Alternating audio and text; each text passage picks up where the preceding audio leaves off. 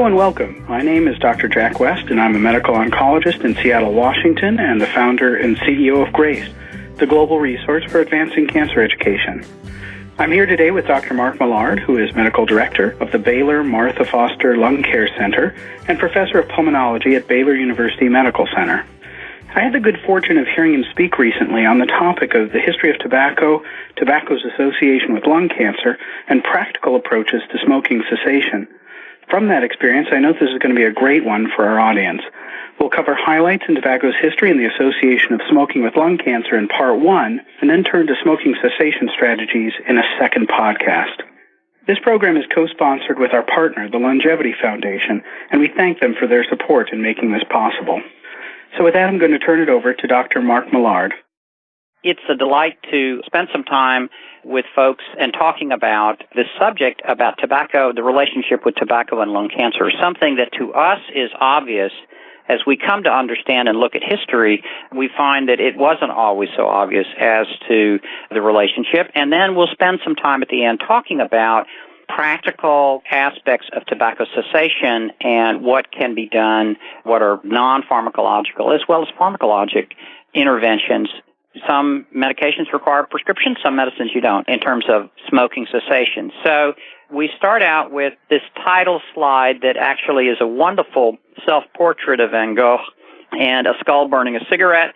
And this actually was the front piece of a journal of the American Medical Association about, I think, 1992, that had a wonderful editorial, the title of which was Making Love with Death. So it's not an original phrase for me, but certainly is catchy and certainly, I think, in many ways articulates what happens every time people light up a cigarette. Now, as part of every talk, I think conflicts of interest need to be out there in front of folks.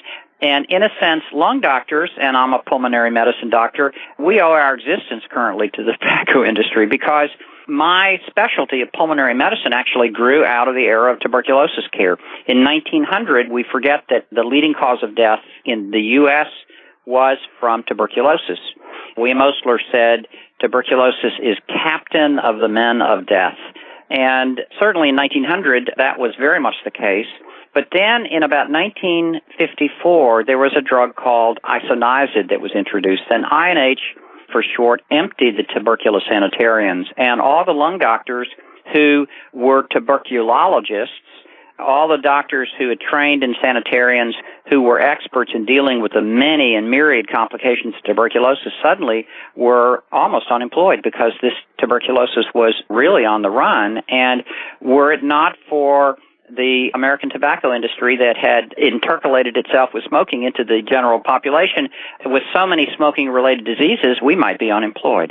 So in a somewhat ironic sense, a conflict of interest I have is with the tobacco industry. I'm more than happy to go back to treating diabetes and hypertension if need be, if we could get everybody to stop smoking.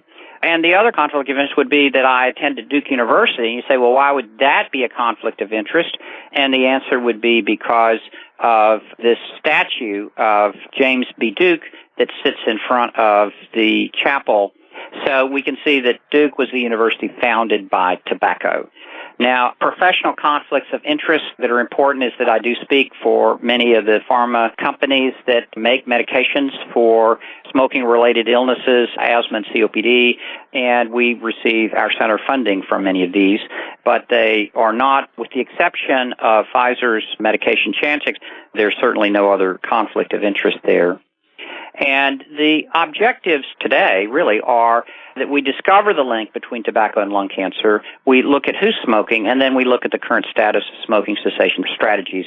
How can you stop smoking? How can you get your patient to stop smoking, or your loved one or family members? What are the options that we have? And there's been a lot of work on this, and I think it'll be useful.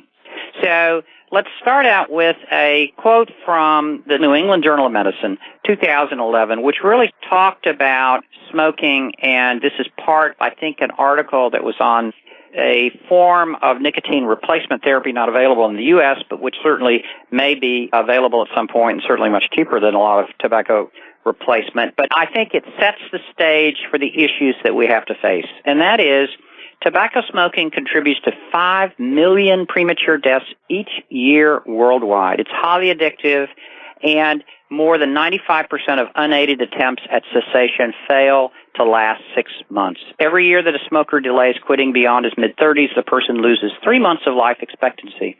The WHO's Framework Convention on Tobacco Control identifies evidence-based approaches to promote smoking cessation, which include mass media campaigns, tax increases on tobacco, help for smokers wanting to stop. Success in quitting is increased by behavioral support and a range of pharmacotherapies, and these have been shown to be cost-effective, life-preserving treatments, and we're going to talk about those in a little bit.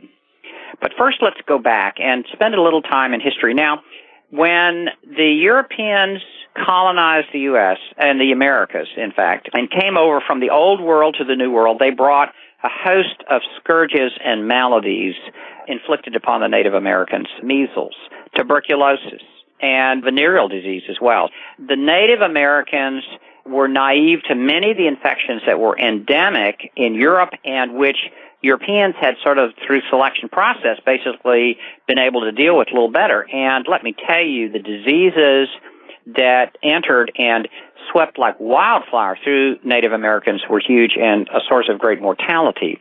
But in a sense, the Indians have paid the Europeans back, and they've paid it back in the form of tobacco. Tobacco was being cultivated already, had obviously the addictive potential and the feel-good sense of nicotine had already been recognized. It was used by a lot of shamans in ceremonies and religious rites. This is actually a vase from a Mayan artifact, and it has a sort of priest-like character smoking a cigarette. The New World gave the Old World tobacco. And in that context, it was first sort of enjoyed by sailors and soldiers.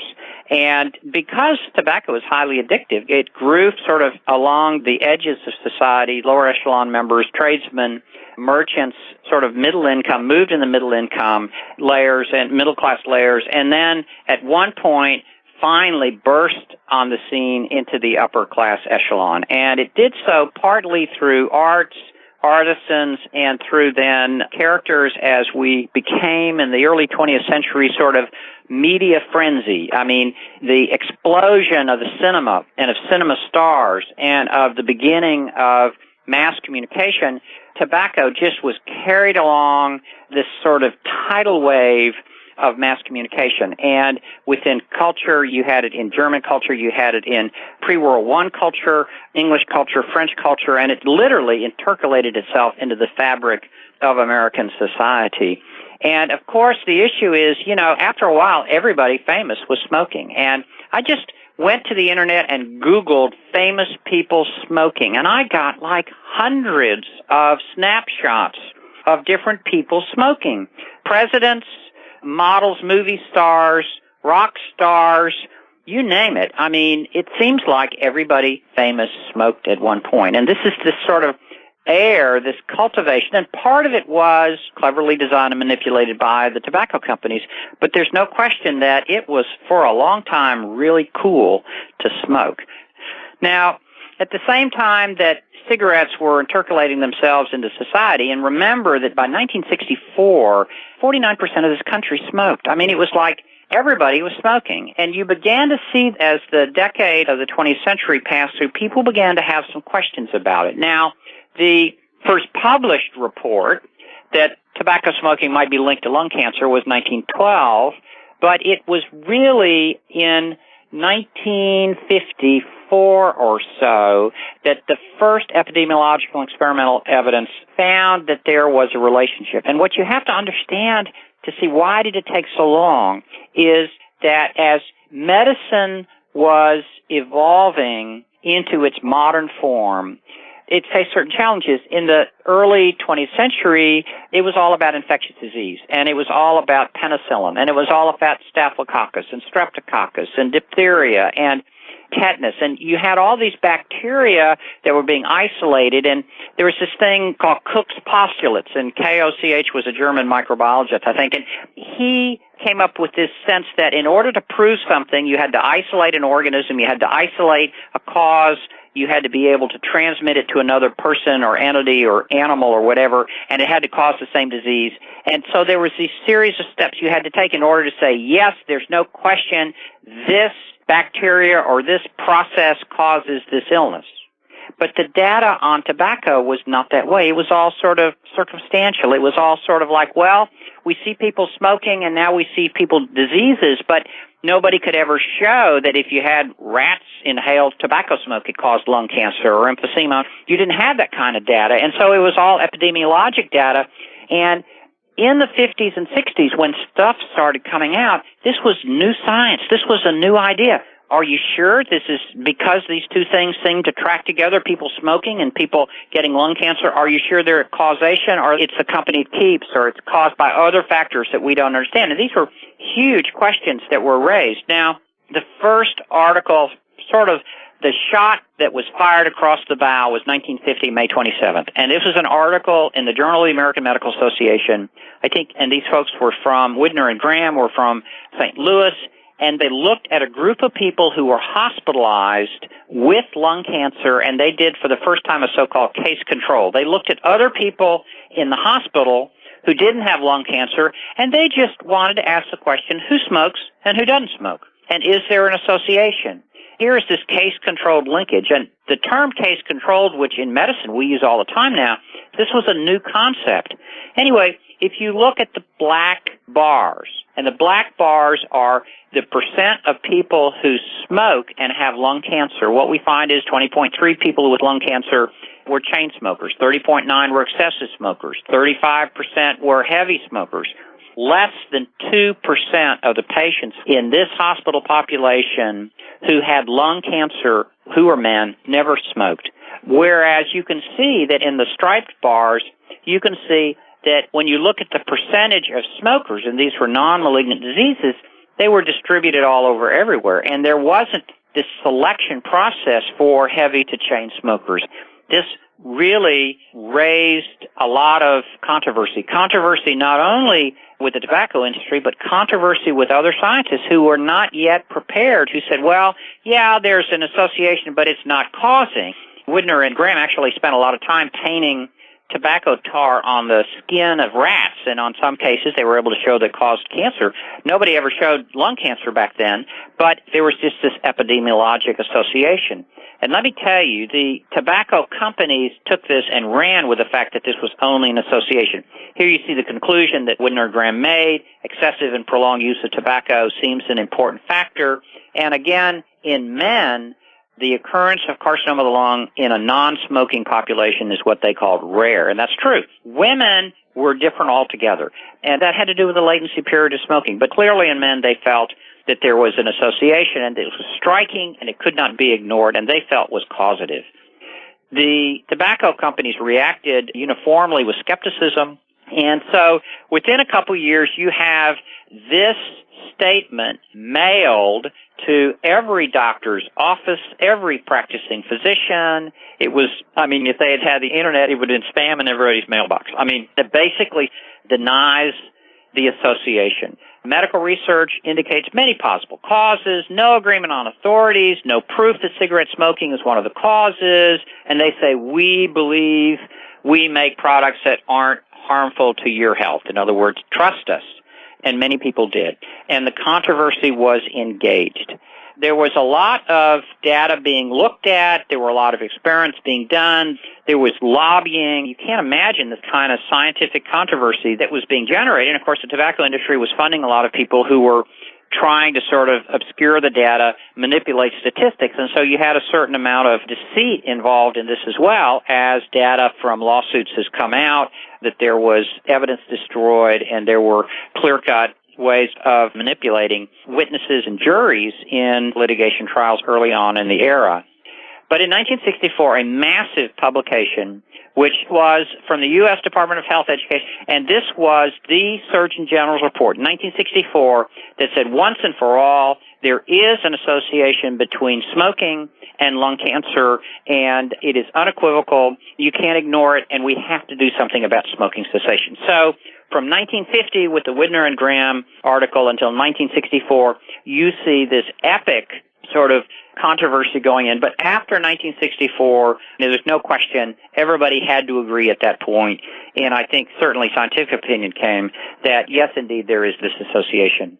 And one of the reasons, if you look at what's happened, why it became so clear, is that if you look at the deaths from cancer in men, you can see that from the 40s to the 50s, you see an increase, but then 55 to 60, it's a very steep curve, and that steep curve continued. In fact, when you look in men, lung cancer is the leading cause of death from cancer in men. No questions asked. Nobody's even close otherwise.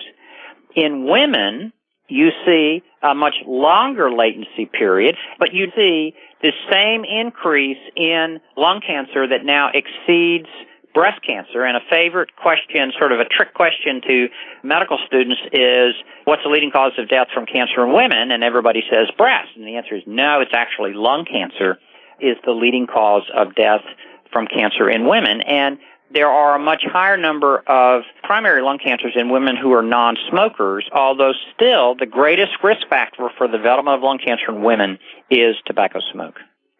So having sort of looked at that data and the epidemiologic data and talking about sort of what was the controversy, let's fast forward now and say who's smoking now and what's happened in the last several years since we've gone from 49% smoking in 1964 to now about 20-21% across this country in the U.S.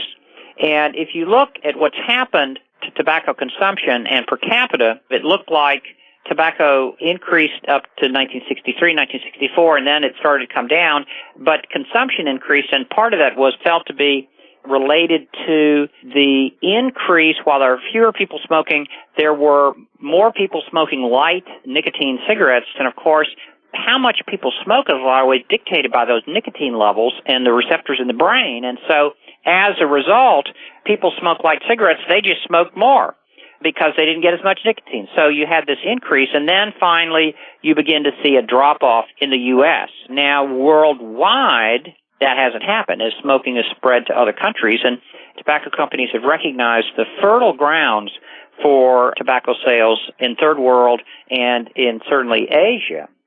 One of the reasons why in this country there may have been less tobacco sales as well may not have been related to education as to the hazards of smoking, but a more practical issue of just how much things cost. And when you look at this, it would seem in the dark line, which has to do with sales, and the hatched line that has to do with price, is that as the price of cigarettes has gone up, the sales has gone down. And I think we all know that at the end of the day we have to pay bills, and if tobacco goes up, you've got to give somewhere, and sooner or later you have to give up the tobacco and reduce it. And so economics have been a huge benefit in terms of reducing tobacco sales as the price of cigarettes have gone up. And if we look at the percentage of high school students who had ever smoked cigarettes, were current users or frequent users, if you look at ever smoked cigarettes, you look in the last decade from 91 to 2009, we've had success at our efforts at having fewer high school students smoking and fewer high school students trying it. But we'd like to be obviously at zero. If you look at current cigarette smokers and now look at race, ethnicity, sex, we see that the highest percent of high school students appears to be males, and that the lowest number is black, non-Hispanic. African Americans appear to be lower overall percent of smokers, and men and women in general have about the same incidence of smoking. That's the U.S. data. What is it globally? And if you look at a map that comes out of the World Health Organization database, very nicely looking at it, we can see that if orange is sort of the next to the highest level and red being the highest areas of smoking, we see that Eastern Europe has high levels of smoking, Spain does, and we also see that China and Russia have, and Australia actually, Asia have high incidences. Japan has one of the higher incidences as well. The U.S. is right up there as well. There is less tobacco, interestingly and almost ironically, in Central and South America and in North Africa, and it may be in North Africa and in the Middle East, there may be a little lower incidence of smoking, partly because Islam has looked unfavorably at tobacco and is discouraged use. This is the end of part one. We'll continue by focusing on the strategies for smoking cessation in the next podcast.